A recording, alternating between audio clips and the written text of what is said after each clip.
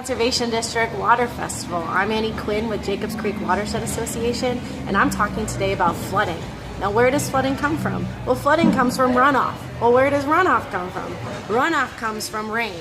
And as rain falls down on an impervious surface, it flows over that surface in a sheet flow.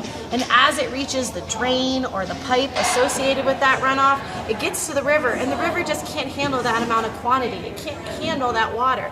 And the water builds up in the river until it floods its banks. And when it floods, it causes economic damage to the people that surround that river. It can hurt people, it can hurt houses, it can cause serious damage. Well, how do we solve all that water flowing off our impervious surfaces?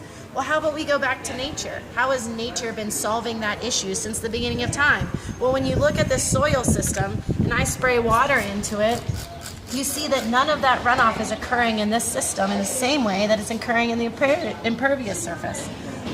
What's happening is the soil is acting a lot like this sponge. It has nooks and crannies and crevices, and the sponge actually is able to retain and hold that water from flooding.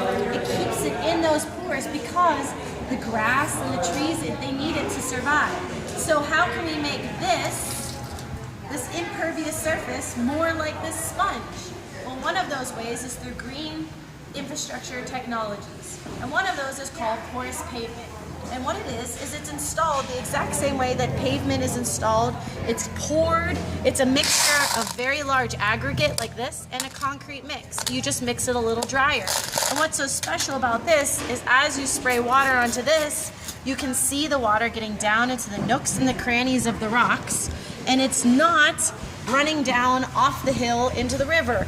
It's running down into the ground and back to the soil and back to the groundwater system that it needs to recharge with it. So by using these green infrastructure technologies, we're solving the economic devastation of so much impervious space. And think about how much we love to pave. We pave everything, from Walmart parking lots that are football fields large to our driveways. And if we can use smarter, greener technologies, we can save the river and we can save ourselves. Thank you.